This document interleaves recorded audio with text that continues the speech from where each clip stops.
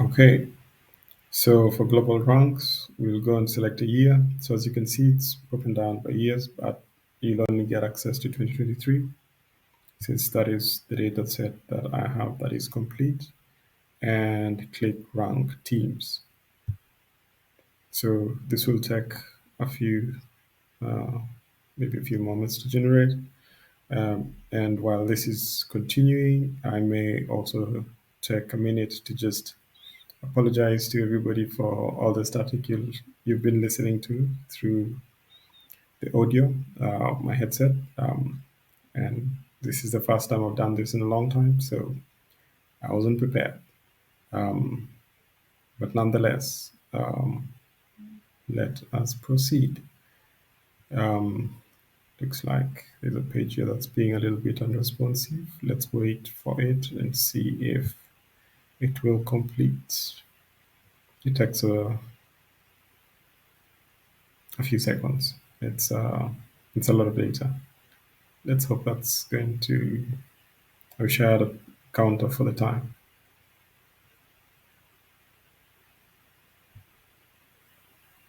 All right.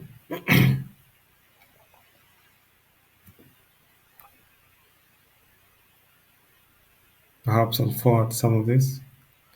Um, I'll cut out some parts of the video just to avoid everybody waiting for this. Ah, there you go. All right. So, um, who do we have at the top? Gen G. Also, I'd say a top team. But you'll get surprised when you look at the team ranking because I will actually use Gen G against some other top teams to see how they perform. So, again, um, this specific ranking now dives into all the games across the year.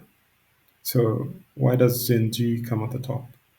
Look at the number of games that Gen G has participated in, and 123.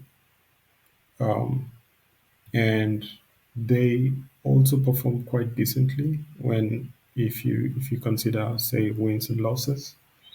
88 wins against 35 wins. So you know these guys have been doing well for a very long time. Um, if you just go down the list, well, as you go down the list, you start to see guys, some good teams, but they can't match that performance. But perhaps they're also not getting an opportunity to participate in as many games as Gen G can, which I think is interesting. I don't understand why. Um, this is just my first time diving into this, but from what I've seen, some of these games have some really good management with them, so they're able to do this. Um, this will rank all the teams that have participated all the way from the beginning to the top. There are a few teams at the bottom. Um, Here is Fnatic, a favorite for LCS, but they're not necessarily at the top. I mean, look at the games. Um, they can't be at the top if you compare them against teams like Gen G that um, have played over 120 games. So you'll get the link to this. So you'll be able to generate this and go all the way to the bottom. Um, so yeah, that's about it. We'll dive into team ranking. I'll click this.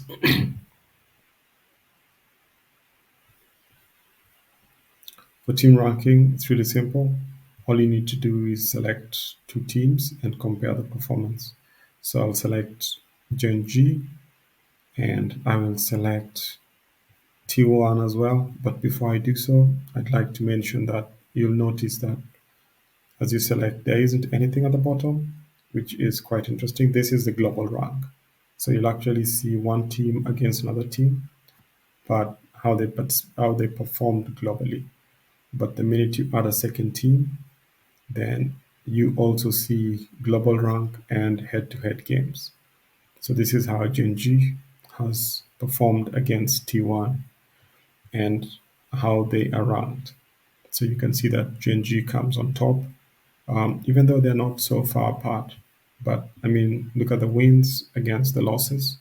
They've done really well over that period of time. So, of course, that doesn't tell the entire story. You'd have to dive into the metrics to actually understand how this is actually how this has gotten to this. All right. So that's about it. Um, yeah.